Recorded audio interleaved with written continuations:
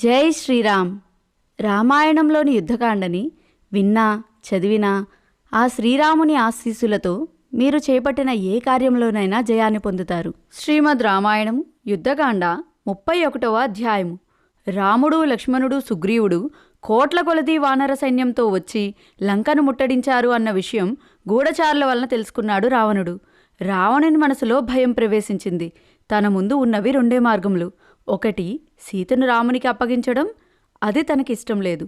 రెండవది, రామునితో యుద్ధం చేయడం. తన మంత్రులు తనకు ఈ విషమ సమయంలో ఏదైనా సలహా చెప్పకపోతారా అని ఆశపడ్డాడు. వెంటనే మంత్రులందర్నీ సభకు రావలసిందిగా ఆదేశాలు పంపాడు. రావణుని మంత్రులందరూ సభకు వచ్చారు. రావణుడు వారితో మంత్రాంగం సాగిస్తున్నాడు. మంత్రులు తమకు తోచిన ఉపాయములు వారు చెప్పారు. అవి ఏవీ రావణునికి రుచించలేదు. సభ చాలించి అంతఃపురమునకు వెళ్ళాడు. రావణునికి ఒక విషయం స్ఫురించింది.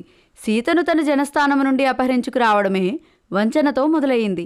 ఇప్పుడు కూడా ఆ వజ్రాశిల్పాన్ని ప్రయోగిస్తే ఎలా ఉంటుంది అని అనుకున్నాడు. ఇటువంటి మాయలకు పెట్టింది పేరు అయిన విద్యుజ్జిహ్వుని పిలిచాడు. వానితో ఇలా అన్నాడు: జనకుని కుమార్తె సీత మన దగ్గర ఉంది. ఆమెను మాయతో భ్రమింపచేయాలి. సీత భర్త రాముడు రాముని పోలిన తలను, రాముని ధనుర్బాణములను తయారు చేయించి తీసుకునిరా అని ఆజ్ఞాపించాడు. విద్యుజ్జిహ్వుడు రావణుని ఆజ్ఞ మేరకు రాముని తలను పోలిన తలను, రాముడు ధరించే ధనుర్బాణములను తయారు చేసి తీసుకుని వచ్చాడు. ఆ తలను విద్యుజ్జిహ్వుని ద్వారా మోయించుకుని రావణుడు అశోకవనమునకు వచ్చాడు. విద్యుజ్జిహ్వుని దూరంగా నిలబెట్టాడు. రావణుడు సీత దగ్గరకు వెళ్ళాడు.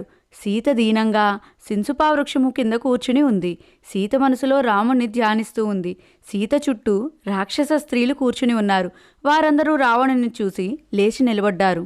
రావణుడు సీతను చూసి ఇలా అన్నాడు: ఓ సీత, ఇప్పటిదాకా నీవు ఎవరి అండ చూసుకుని నన్ను బెదిరిస్తున్నావో, ఎవరున్నారనే ధైర్యంతో నా పక్కలోకి రావడానికి ఇష్టపడటం లేదో, ఆ రాముడు యుద్ధంలో నా చేతిలో మరణించాడు. నేను చెబితే నువ్వు నమ్మవు. కాబట్టి రాముని తలను తీసుకుని వచ్చాను. ఖండింపబడ్డ రాముని శిరస్సు నుండి వెచ్చటి రక్తం ఇంకా కారుతూ ఉంది. ఇంకనైనా నీ మొండి పట్టుదల మానుకో. నాకు భార్యగా ఉండు. సకల సుఖాలు అనుభవించు. రాముడు రణరంగంలో ఎలా మరణించాడో సావధానంగా విను. రాముడు సుగ్రీవునితో కలిసి వానరసేనతో సముద్రము వద్దకు వచ్చాడట. రాముడు తన సైన్యంతో సముద్ర తీరంలో నిలిచి ఉన్నాడు. నేను నా గూఢచారులను పంపాను. వారు వానరసేనలతో కలిసిపోయి వానరసేనలను బాగా పరిశీలించారు. వెంటనే నా సేనాని ప్రహస్తుడు తన సేనలతో రాత్రిపూట వానరులు నిద్రించువేళ హఠాత్తుగా దాడి చేసి వానరసేనలను తునుమాడాడు. వానరులందరినీ సమూలంగా చంపివేశాడు. ఆ సమయంలో ప్రహస్తుడు రాముని శిబిరంలోనికి ప్రవేశించాడు. తన ఖడ్గంతో నిద్రిస్తున్న రాముని శిరస్సును ఖండించాడు. విభీషణుని బంధించాడు. లక్ష్మణుడు, వానర నాయకులు తలకు దిక్కుగా పారిపోయారు. మా రాక్షస వీరులు సుగ్రీవుణ్ణి పట్టుకుని అతని కంఠమును విరిచారు. హనుమంతుడిని పట్టుకుని పరిమార్చారు. వృద్ధుడైన జాంబవంతుణ్ణి ఒక్క వేటుతో నరికారు.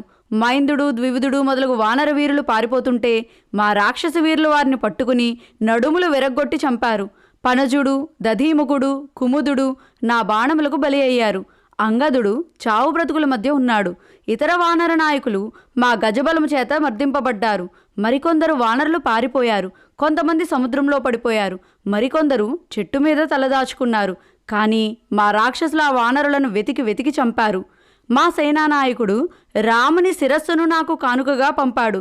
నేను నీకు చూపించడానికి ఆ శిరస్సును తీసుకుని వచ్చాను అని సీతతో చెప్పి వెంటనే పక్కనే ఉన్న రాక్షసిని చూసి, నీవు పోయి ఈ శిరస్సును యుద్ధరంగం నుండి నా వద్దకు తీసుకుని వచ్చిన విద్యుజ్జిహ్వుడు అనే సైనికుణ్ణి తీసుకునిరా అని అన్నాడు. రాక్షసి పోయి పక్కనే ఉన్న విద్యుజ్జిహ్వుడిని తీసుకుని వచ్చింది. విద్యుజ్జిహ్వుడు ఖండింపబడ్డ రాముని తలను, రాముని ధనుర్బాణములను తీసుకుని వచ్చాడు. రావణునికి నమస్కరించి నిలబడ్డాడు.